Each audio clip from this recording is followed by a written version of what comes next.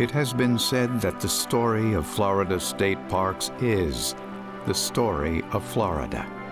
A story that reaches back in time like the roots of an ancient oak tree.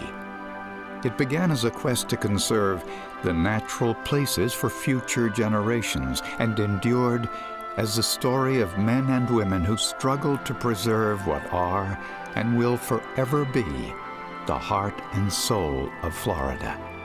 This is the story of Florida's state parks.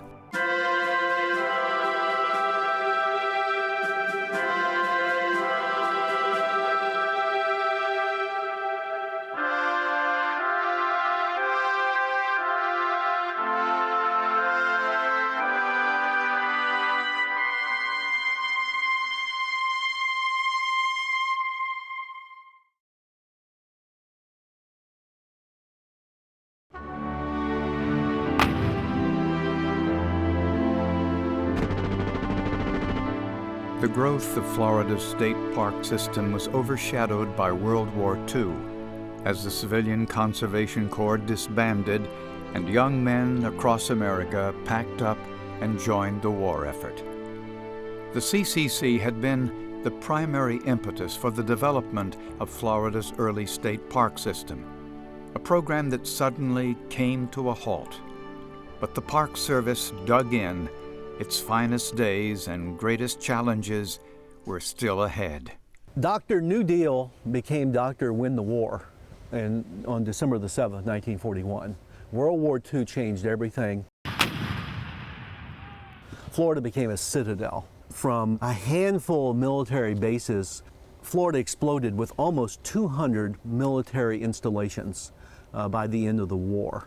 And there's a direct correlation between the New Deal and these military facilities. Early state parks like Myakka River, Fort Clinch, and Gold Head Branch converted from CCC camps into military training bases.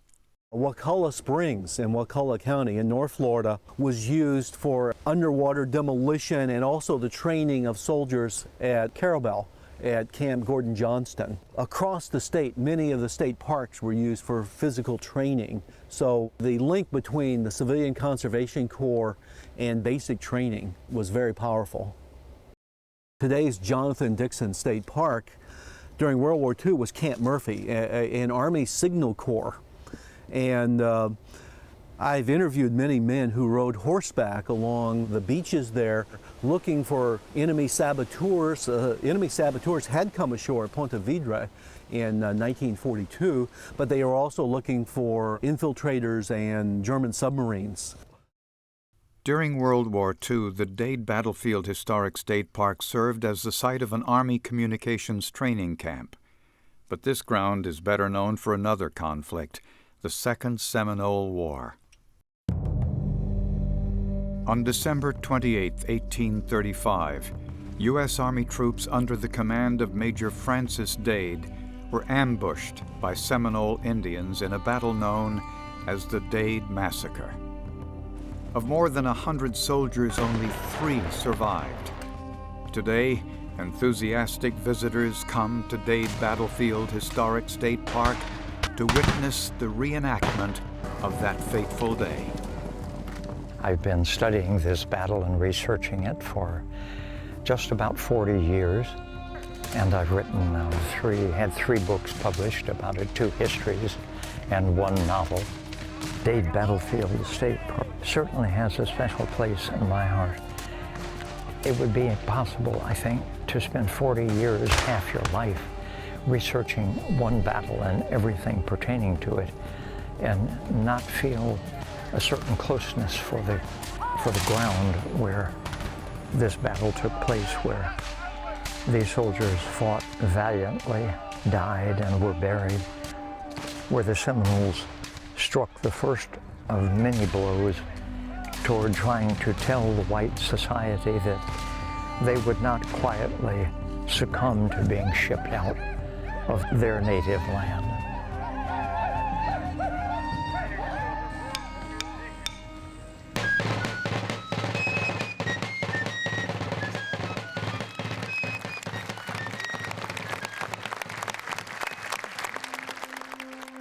Florida Park Service held its own ground and emerged from World War II as an independent entity under the Board of Forestry and Parks to acknowledge the post-war revival of its state parks program. Florida tourism explodes after World War II. It seemed like every GI wanted to get married, get a job, get a new car, and come to Florida for the summer. You have to realize 2 million GIs trained in Florida. They all swore they would return to Florida one day, and most of them would as tourists, as transplants, as retirees, but especially as tourists. Florida state parks were a tourism magnet not only for their natural beauty and recreational offerings, but also for their captivating cultural history.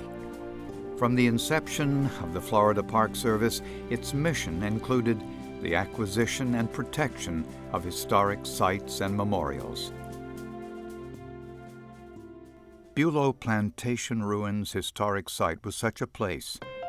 Once known as Bulowville, the remnants of this 19th century sugar mill are a reminder of Florida's early agricultural industry and plantation life.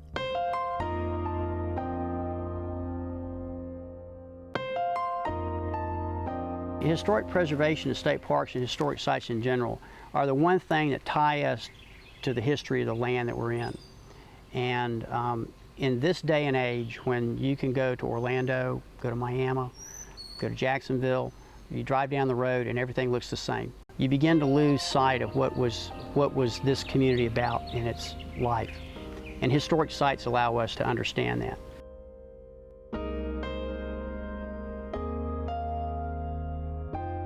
Governor Leroy Collins is often called the father of the Florida state park system. Throughout his political career, he strongly supported the preservation of natural and historic resources in the parks.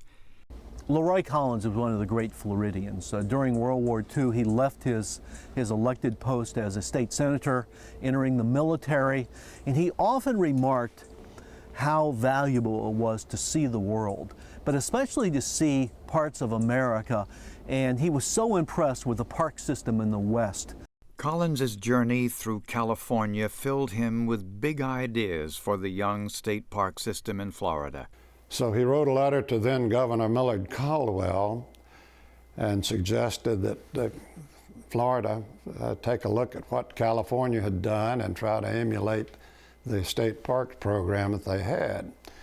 Well, according to the way Collins told the story, he got a letter back from Governor Caldwell saying, in effect, that if you like California so much, why don't you stay out there? Collins was re-elected as state senator and eventually became governor. He introduced a bill which was passed in 1949 as the Park Board Act, creating the Board of Parks and Historic Memorials. This was the moment when the Florida Park Service separated from the Forestry Service and became a truly independent agency. The Board of Parks and Memorials was commissioned to promote parks for the people and to conserve lands and cultural resources. John Pennekamp, who was the first chairman of the Board of Parks and Historic Memorials, was one of those larger-than-life personalities. Actually, he got his start through his support of the Everglades National Park, and it was because of that background and his interest at the national park level that he was selected as one of Fuller Warren's appointees to the first State Park Board. Pennekamp defined himself as first and foremost a newspaperman, whose proudest achievement was winning a U.S. Supreme Court case for freedom of the press. Get this thing back on the road where we could get some action to solve the whole situation. He was the editor of the Miami Herald for, some 30 years, and then ran the editorial policy for the Miami Herald after that. And for 35 years, he wrote a daily column called Behind the Front Page.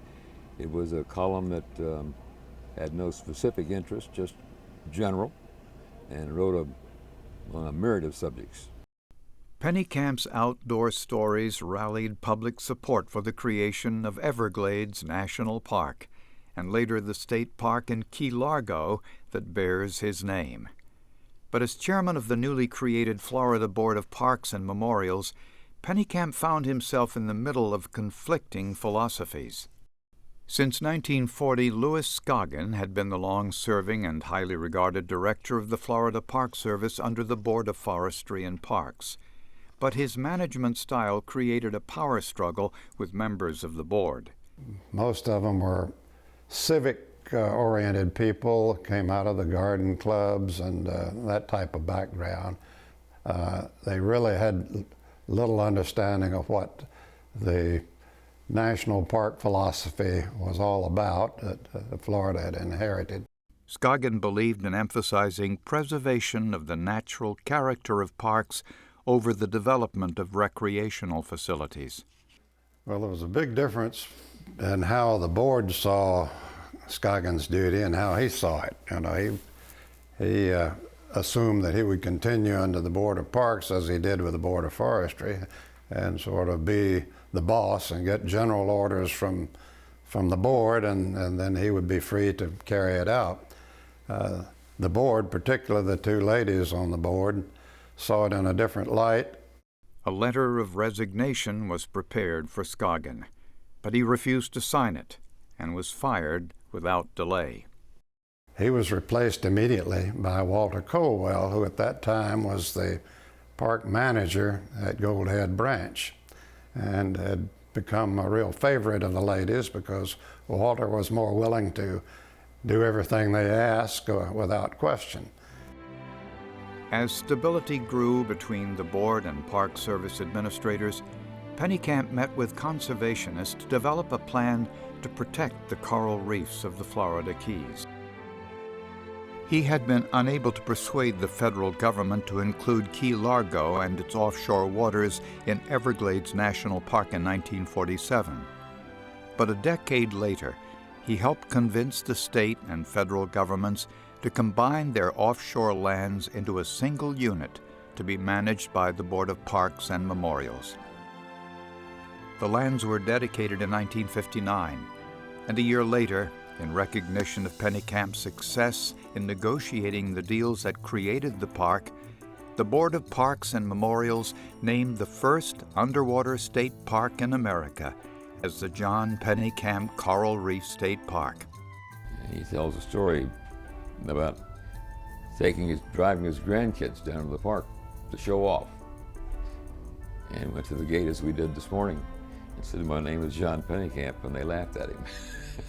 Oh, really? $10 or whatever the fee was anyway. That was his big surprise. Kind of deflated his ego at the time, I guess. An Italian sculptor named Egidio Cresci created a bronze statue called Christ of the Deep and donated it to the Underwater Society of America. After public viewings around the country, it was decided to permanently install the statue in John Pennekamp Coral Reef State Park. The park board and Mr. Pennekamp decided it was time to move it to the park. So we transported it down there and put it on public display in the land-based headquarters for a year or two until a design and a location could be picked.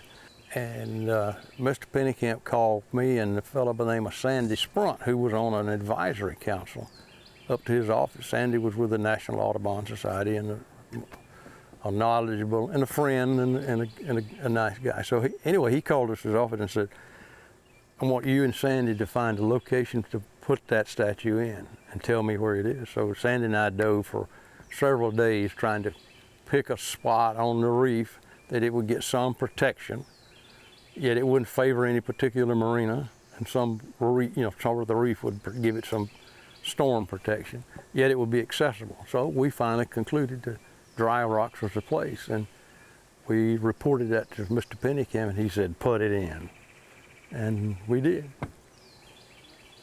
The statue was secured to the reef on August 25, 1965, and soon became an icon in the park. But some were skeptical about the impact it might have on the coral. At least one marine biologist took a strong position.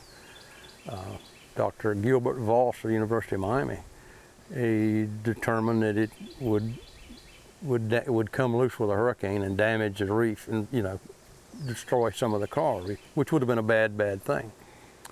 But we put it in, and Mr. Pennekamp said thank you, and we had a big dedication, and 2 weeks after we put it in, Hurricane Betsy came right over it at 165 miles an hour. And that may have been one of the most exciting experiences, is to go back out there when the water was still the color of coffee and dive down and feel that hand. It was still there, and it's still there, and that was 1965. Today, John Pennekamp Jr. enjoys a visit and remembers his father's guiding hand in developing the state park system. Well, it means a great deal, of course, because it keeps in our memory and all my father and what he did, not just for this park, but for the entire park system as far as the state of Florida goes, and eventually that what he was able to do throughout the United States as far as the conservation efforts go. And it's a good tribute to him, I think. John Pennekamp remained a dominant force on the Board of Parks and Memorials, making Florida's state parks more accessible to the people. Millions and millions of Americans flocked to Florida down highways with mystical names and magical associations to see the springs, to see the lakes. Everyone wanted to go to the seashore. But they also came for the state parks to see the oddities of the caverns, to see the beauty of the Hillsborough River, to go canoeing, go kayaking. Camping became very popular. That was not originally conceived, I think, in the 1930s, but by the 50s, there was a camping industry. People now began to come down in trailers. So the park system adapts to changing fashions and changing accommodations. As the value of tourism in Florida state parks grew, Governor Ferris Bryant called on the legislature to pass the Outdoor Recreation and Conservation Act of 1963, laying the foundation for a broader conservation and land acquisition program. Florida, known for its beaches and shoreline, had no park on Florida's Atlantic coast south of St. Augustine, except for that 400 feet of beach at Hugh Taylor Birch in Broward County. And it had no park on its Gulf Coast east and south of Panama City. In virtually the entire peninsula of Florida with no state park. So we started looking for the best properties that would serve the best need, the highest need. And probably the most exciting property that we undertook was the Cape Florida property on Key Biscayne. But earth-moving machinery was clearing the land at Cape Florida to build a resort community, and the idea of a state park met resistance. I certainly am not against having a state park, a national park, a city park, a county park, or any kind of park you want. But the trouble with this park is it's in the wrong place, and it's the wrong park for what we need. But Bill Baggs, editor of the Miami News, put together a campaign to save what he called the last pristine beach in the area and the oldest lighthouse in South Florida. He saw that we were losing a lot of our potential park space and our shoreline because of development. The area was going crazy in development after World War II, as we know. And when the southern tip of Key Biscayne looked as if it was coming under intensive development in terms of a whole slew of townhouses and all, he led a drive in the 60s to set aside hundreds of acres of that for a Florida state park. But he had a huge challenge in that the original subtropical foliage had already been removed from there preparatory to construction. They had already denuded that whole land. And this member of the Alamon family, very prominent Cuban family, came to Miami circa 1950. They were ready to build a tract housing there, townhouses, because Key Biscayne was under tremendous development at that time. So really the die had already been cast, and he was able to reverse that, he and some others. And it opened as a state park on January 1st, 1967, named for him, appropriately enough. You're talking about over 800 acres of state park. So we're indebted to Bill Baggs for that. You know, you've got the ocean there, you've got a wonderful mangrove stand, you've got walking trails.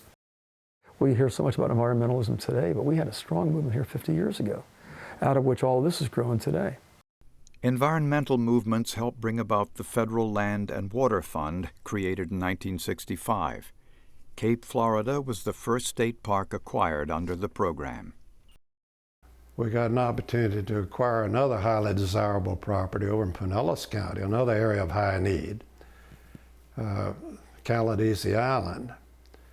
And we wanted desperately to acquire both of them at the time with very limited funds.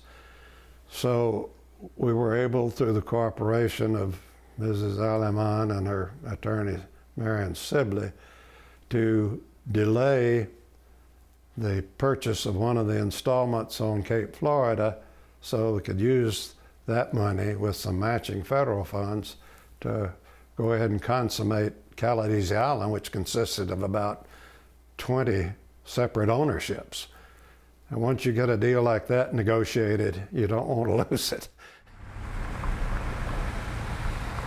Caladesi Island is one of the kind of last remaining natural shore communities in this, definitely in this area, and probably in most of Florida.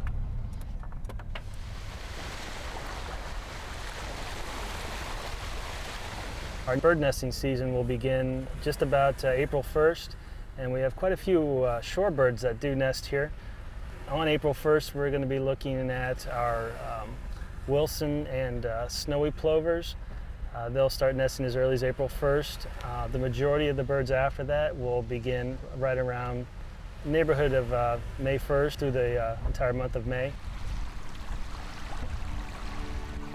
The oldest known inhabitants of the island were the Tocobago Indians. Artifacts from a shell mound deep within the mangroves date their habitation to the early 1500s. In 1888, a Swiss immigrant named Henry Schar arrived with his wife Catherine and daughter Myrtle to build their homestead on the island. It's pretty amazing to believe that there was a house out here. There was a few buildings and no electricity, no running water. The only way to get around is a rowboat. And to believe somebody came out here and lived through all that, it's pretty amazing. Caladesi Island became part of the Florida State Park system in 1967, when more than 650 acres were acquired by the Park Service. With the assistance of state and federal funding programs during the 1960s, land acquisition soared, and Florida's state park system grew steadily. But it was exciting, and it was fun, and it was rewarding, because we were, if I don't mind saying so, immensely successful. And from there, we got just about every project we set out to get. In 1969, a governmental reorganization created the Department of Natural Resources and its Division of Recreation and Parks, which assumed the functions of the former Board of Parks and Memorials. From just 12 units prior to World War II, the Florida Park Service had grown to 65 state parks, providing conservation and outdoor opportunities across the state. The visionary movement to conserve the natural places had survived the war years, changing philosophies and funding struggles, transforming the challenges into opportunities. Next time on the story of Florida's state parks, as irreplaceable landscapes become targets for development, the Florida Park Service races to conserve them before they are gone forever.